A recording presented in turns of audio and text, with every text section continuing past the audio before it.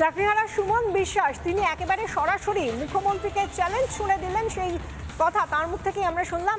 অপরদিকে আমাদের প্রতিনিধি অনুপম এই মুহূর্তে রয়েছেন কালীঘাট থেকে, সেখানেও গিয়েছেন চাকরিহারাদের একাংশ, সেখানে মুখ্যমন্ত্রীর সঙ্গে কথা বলার জন্য তারা গিয়েছেন বলে জানা যাচ্ছে। কিন্তু সেখানকার কি আপডেট জানাবেন অনুপম, আমাদের সঙ্গে রয়েছেন অনুপম।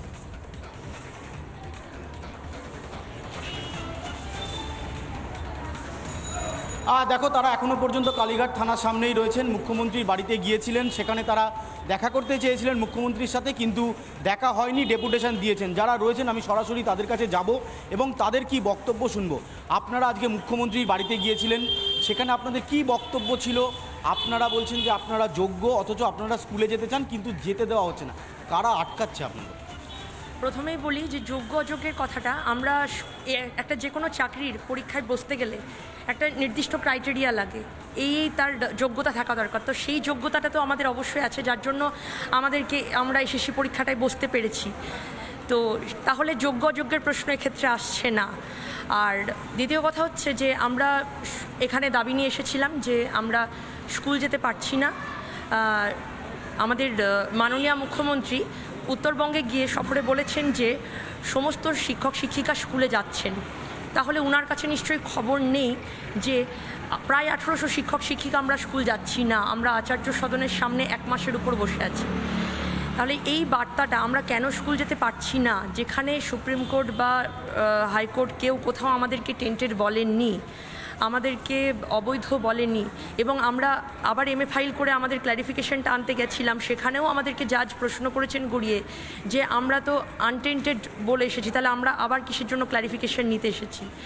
এবং তখন আমরা বলেছি যে আমরা তো স্কুল যাচ্ছি না, আমরা কেন স্কুল যাচ্ছি না, যেতে পারছি না। তখন উনি বলেছেন যে আপনাদের স্কুলে পাঠানোর অথরিটি হচ্ছেন আপনাদের কমিশন, তারা চাইলেই আপনারা স্কুলে যেতে পারবেন। তো আমরা আমাদের এই বার্তাটা আমাদের মাননীয় মুখ্যমন্ত্রীর কাছে দিতে এসেছি। কমিশন আপনাদের কথা শুনছে না? আপনারা যে কমিশনের কাছে কমিশনের দপ্তরের বাইরে বসে আছেন, কমিশনের তরফ থেকে কি রিপ্লাই আসছে? আমরা কমিশনের কাছে অনেকবারই গিয়েছি এবং আমরা সেখানে গিয়ে বারবার বিভিন্নভাবে আমরা ওনাদের সাথে দেখা করার চেষ্টা করেছি। আমরা যে বিগত 1 মাস ধরে ওখানটায় বসে আছি, আমাদের এসএসসি অফিসের সামনে চেয়ারম্যান কোনো দিনও এখনও অবধি আসেননি। বারবারই উনি বলেছেন আজকে দেখা করব, তারপরে কখনো বলেছেন শিক্ষামন্ত্রীর সাথে গিয়ে কথা বলুন। ওনাদের সাথে ভার্বালি আমাদের কথা হয়েছিল এবং ওনারা বলেছিলেন। আমরা দেখতে পাচ্ছি তারা এখনো পর্যন্ত একটা ভাগ রয়েছেন বিকাশ ভবনে এবং অন্যদিকে সেন্ট্রাল পার্কে যাতে আসা যায় তার জন্য মঞ্চ বাঁধা হচ্ছে, অন্যদিকে কালীঘাটও এক পক্ষ গিয়েছেন। সব মিলিয়ে এই মুহূর্তে দাঁড়িয়ে আরেকটা প্রতিনিধি দল তারা গিয়েছিলেন অভিজিৎ গঙ্গোপাধ্যায়ের বাড়িতে, তার সঙ্গে দেখা করে আইনি পরামর্শ নেওয়ার জন্য।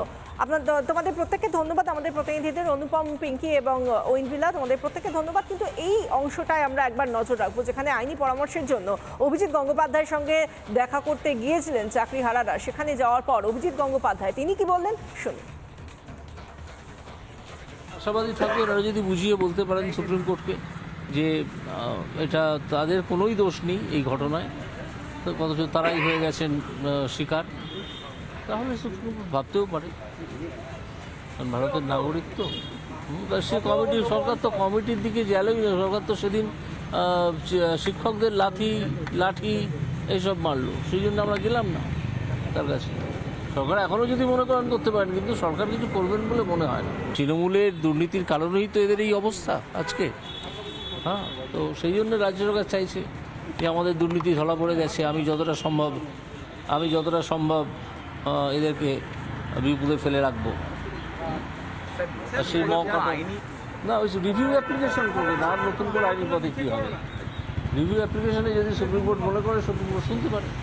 রাজ্য সরকার এসএসসি যদি সদিচ্ছা থাকতো তাহলে আগে কি সম্পূর্ণ তথ্য দিয়ে বাঁচানো যেত না? নিশ্চয়ই বাঁচানো যেত। নানা ধরনের কন্টেন্ট দেখার জন্য লাইক করুন, শেয়ার করুন আমাদের ফেসবুক পেজ, সাবস্ক্রাইব করুন আমাদের ইউটিউব চ্যানেল। পাশাপাশি অন্যান্য ব্রেকিং নিউজের জন্য অবশ্যই চোখ রাখুন রিপাবলিক বাংলায়।